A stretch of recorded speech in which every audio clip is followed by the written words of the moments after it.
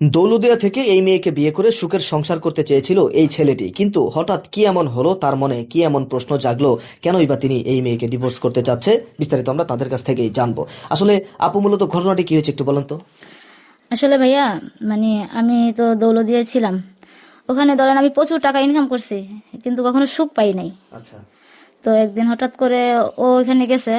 তো জাস্ট আমাকে পছন্দ হয়েছে বলছে, আর ও চাইছে যে আমাকে মানে বিয়ে করে আমাকে সুন্দর একটা জীবন দিবে আর কি, আমার একটা ছোট একটা সংসার হবে। তো আমি ওর কথা মতো রাজি হইলাম, ও আমাকে ওখান থেকে নিয়ে আসলো, বিয়েও হইলো, সুন্দর সংসার করতেছি।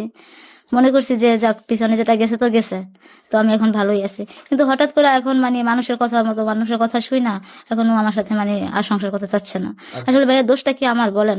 মানুষ হয়তোবা অনেক কষ্টে পড়ে ওইখানে যায়, বা হয়তোবা কোনো একজন আর প্রবলোচনায় পড়ে ওখানে চলে যায়।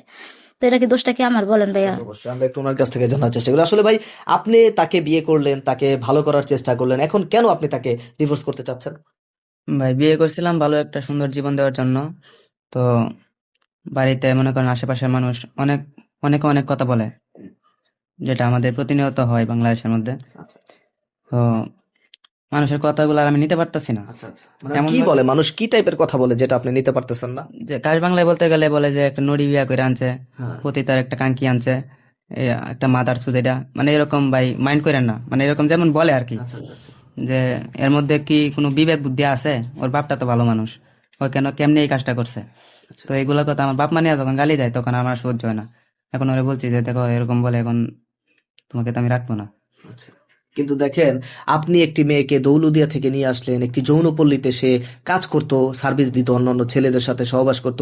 সেই মেয়েটিকে আপনি সেখান থেকে এনে ভালো করলেন, বিয়ে করলেন, নতুন একটি জীবন দান করলেন, আপনারা সুখে সংসার করছেন। এই মানুষের কান কথা শুনে আপনার মনে হয় না যে তাকে তালাক দেওয়াটা আপনার উচিত হবে না? ভাই, আমি চাই না তো তালাক দিতে, কিন্তু এখন বাধ্য হইতেছে আর কি। মানুষ আছে না, পরিস্থিতি শিকার হয়ে কিছু করে, আমারটাও এরকম হইতেছে আর কি। আচ্ছা আচ্ছা, এখন এই যে আপু, আপনাকে সে নতুন একটি জীবন দান করলো, ভালো করলো, আপনারা সুখে সংসার করছিলেন, হঠাৎ আপনার জীবনে ঝড়। এই ঝড় থেকে এখন এই যে আপনাকে যে তালাক দিতে চাচ্ছে, এখন আপনার ভবিষ্যৎ প্ল্যানিং কি রয়েছে? তাহলে ভবিষ্যতে কি করবেন আপনি? ভবিষ্যৎ কি ভাই, আমার এখন দেখতেছি আমার ভবিষ্যৎই নাই। আমি চিন্তা করছিলাম যে আমার ভবিষ্যৎ ওই সবকিছু, কিন্তু ও যদি এখন আমার হাত ছেড়ে দেয়, তো আমার ভবিষ্যতের কি আছে? হয়তো বা মৃত্যুর পথ ছাড়া আর আমার কোনো রাস্তা আছে বলেন? তা তো আমি কি আর নতুন করে কোনো জীবন সাজাইতে পারবো? তা তো অবশ্যই। বা মানুষ এটা ভালো চোখে দেখবে না, তো বলবে যে আমি খারাপ ছিলাম, খারাপই রয়ে গেছি, আমি ভালো হতে পারলাম না।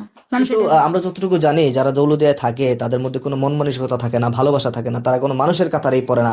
কিন্তু আপনি সেই দৌলুদিয়ার একজন যৌনপল্লীর একজন মেয়ে হয়ে আপনি তাকে কতটুকু ভালোবেসেছিলেন আসলে? ভাইয়া, এটা আপনি ভুল বলছেন। প্রত্যেকটা মানুষের ভিতরে ভালো